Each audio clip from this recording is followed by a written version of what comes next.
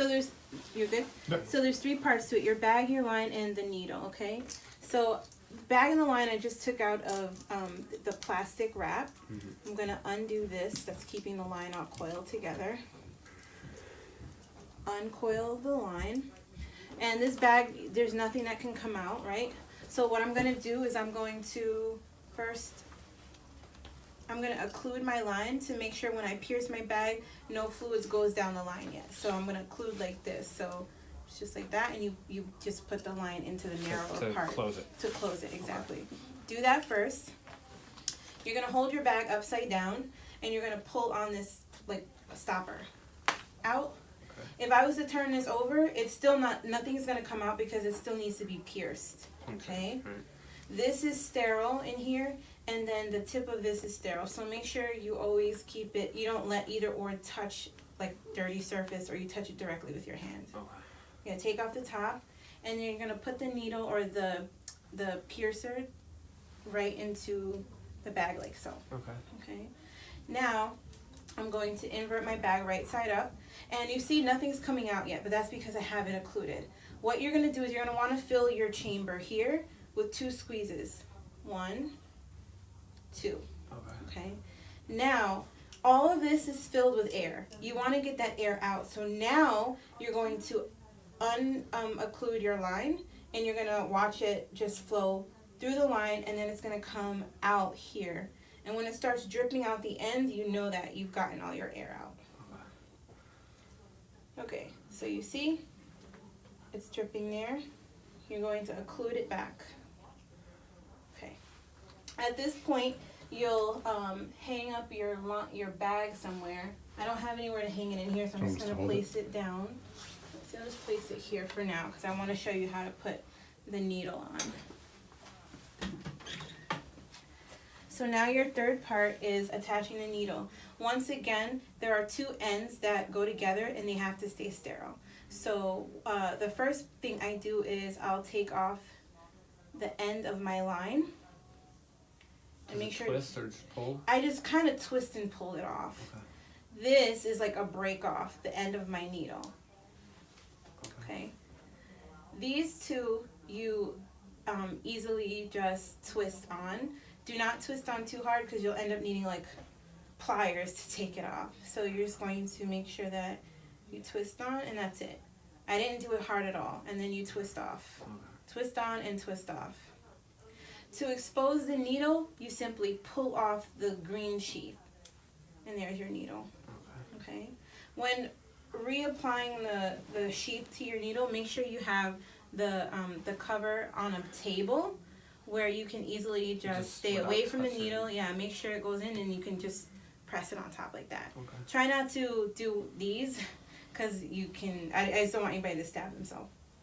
Okay, so now we have our line and our bag and our fluids all set up. Now let's go to our boy here. What we're going to do is we're going to be giving him sub-Q fluids. We're going to be giving Austin sub-Q fluids subcutaneously. So it is not in the muscle. It is not just in the fat. Skin. Exactly. It is not in a vessel. It's under the skin, in the air under the skin. So what I'm doing here is called tenting. Tenting just means that I'm lifting up the skin. And if you put your finger here, you can feel, what do you feel? Just straight in there. What do you feel? Skin. Just skin, yeah. You don't feel bone, maybe you don't feel muscle. Yeah, exactly. So that's where you want to go.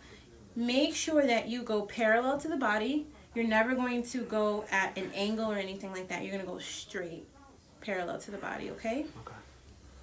And Dr. Wade informed me to give him as much as I can. I'll try to give about 300 mLs.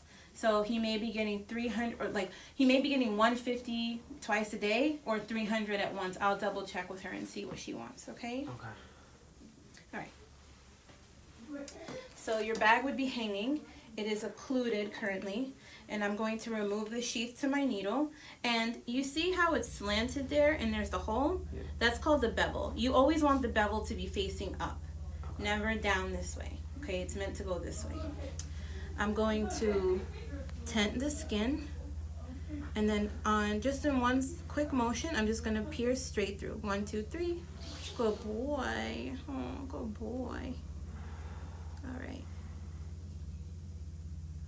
Sometimes, especially with these older guys, they can have really tough feeling skin. So you have to put a little bit more force there. And then their skin can also be, I don't know, it sounds weird, but it can be thick and also thin at the same time. So sometimes what can happen is you can go through the other side. That it happens. Don't freak out. Don't get upset with yourself that you're learning something new. It can happen. So if that ever happens, you just readjust a little bit out. Okay? Sometimes you may see leaking around. Then that means you came out somewhere. You're just going to readjust. You mean basically out the other side? Yeah. Mm-hmm. Okay, and I'm just making sure that I didn't do that. Good. We should be in. Good. Okay. So now I'm going to open my line, and this is numbered, so you can see these are in increments of 100. So 1 to 2 is 100, 2 to 3 is 100, and so on. So we're going to give him up to the 3. That'll be about 300 mLs of fluid. Okay? And I'm going to make sure that it's open. And while I'm making sure, after I open it, before I do anything else, I'm just going to feel around, make sure nothing's leaking. Okay, so I'm going to open my line. Feeling around.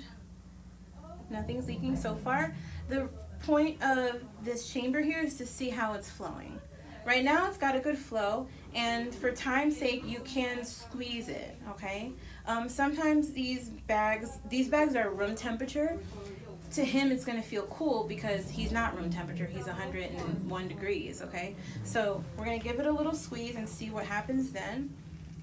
Got a nice flow there. And you can start seeing a bubble form. You see that? No, right here. Feel. Oh. Yeah. See? Yeah. So that's the fluid going under the skin now. And what we're going to do is our goal is to give him 300. So you can squeeze the bag as I'm squeezing.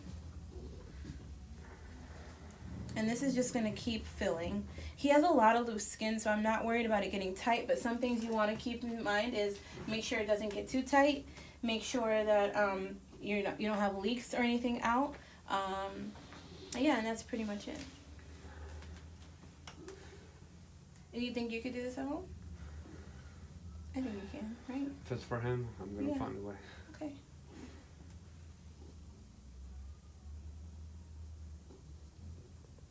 Do I still leave other things out, food and water? Absolutely, Okay. Absolutely. Yeah, I just want to make sure this is not how he's No. This is not a nutrition bag. It's fluid. It's to keep him hydrated. Right. So he can still have food and So water. try to get all him his out of normal looking stuff. like this and then just maintain that. I'm sorry. Say it one more time. So try to get him out of looking like this for right now. Mm-hmm. It's gonna. So he's in. He has kidney disease. Yeah.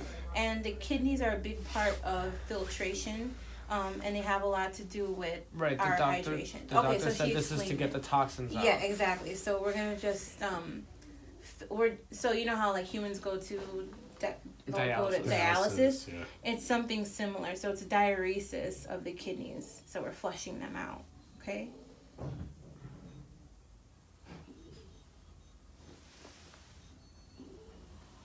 He's making that noise right now because it's cold. Okay. But he's like, oh. I know. It's like, right? oy vey. Mm-hmm. So now we're going to check and see where we're at. Okay, look, we're almost there. He took that. So he's really dehydrated. Yeah. So we're almost at 3. We're about 250 we've given. All right, honey. Okay. Good job.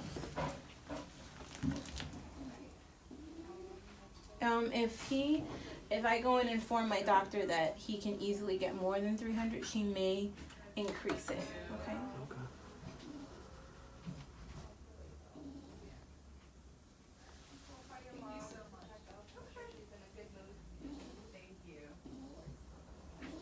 I know it's cold. I'm so sorry, babe.